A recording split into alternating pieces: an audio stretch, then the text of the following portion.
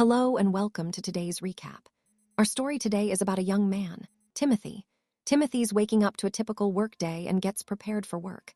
Today is also his laundry day, and he selects which clothes to take to the laundry shop before work and pick later after work. Timothy then goes and prepares himself breakfast and takes his time eating it after starting to follow a TV show.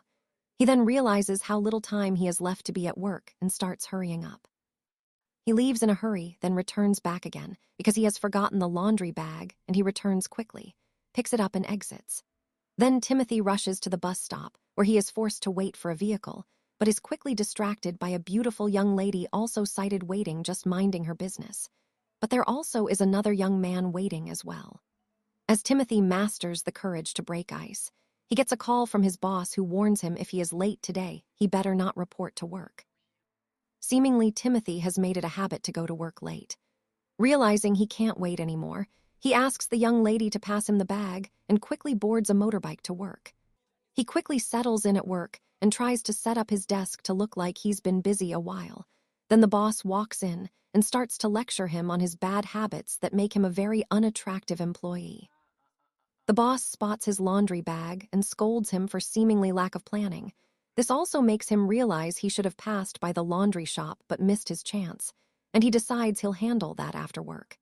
He works, and at end of day, as everyone leaves and he too is preparing to leave, he decides to just check his bag before leaving, and whatever he sees shocks him.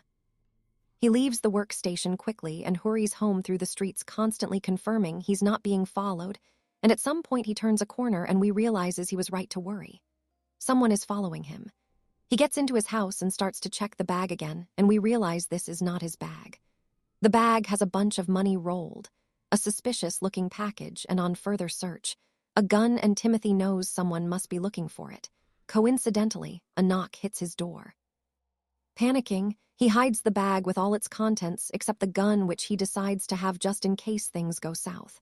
He approaches his door, opens only to find it's his caretaker, who's come to collect garbage money. He pays quickly and tells him to keep change. Then another knock, only to find the caretaker again telling him he didn't pick the trash papers. He does it grudgingly and locks the door, only to hear the knock again. This time he decides to leave the gun since it's just his persistent caretaker, and true, he finds it's him again. He apparently had forgotten the receipt of pay. When he hears another knock, he is losing his mind, wondering what he forgot this time. When he opens, he is swiftly thrown into the ground at gun point. We realize it's the guy we saw following him earlier. He starts to question him about the whereabouts of his bag, and Timothy pretends he doesn't know, only to be slapped, and the intruder corks his gun. This makes Timothy reveal the truth. The intruder searches the bag and makes a call. In a flashback, we realize the intruder is a drug dealer who was leaving a drop for someone at the bus stop. And when the lady gave Timothy the bag, she gave him the wrong bag, hence when the collectors of the drop came. He picked Timothy's laundry bag, and they traced Timothy to his house. The intruder informs the man on the other side he can't seem to find the gun, only to hear it cork. Timothy had used the distraction to retrieve it where he'd hidden it, and he orders the intruder to put his hands up and not reach for his gun, which he had placed besides the bag. The intruder is reluctant and seemingly wants to reach for it, and when he does, Timothy fires, and the intruder falls to the ground. The man on the other side of the call hears everything and is trying to call out to his man, to no response as the call is ended, and the men are left wondering. Timothy on the other side knows the sound was heard, and the cops will respond soon, and so Timothy hides the bag with the money and the gun, and in a few his house is invaded by the police and they arrest him. The police then mark the scene and collect evidence. The lead detective then approaches Timothy for questioning and to gather further details on Timothy's version of events, which he was claiming as a home invasion.